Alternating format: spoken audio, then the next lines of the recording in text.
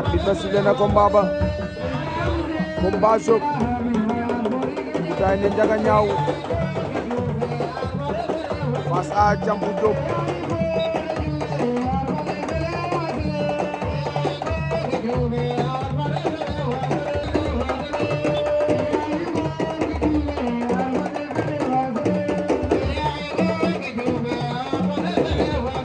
Thiampou Diop Tay ne moo leen woon ginnaaw Thiampou Diop bu Njambur moom ngeen jàkkaarloo.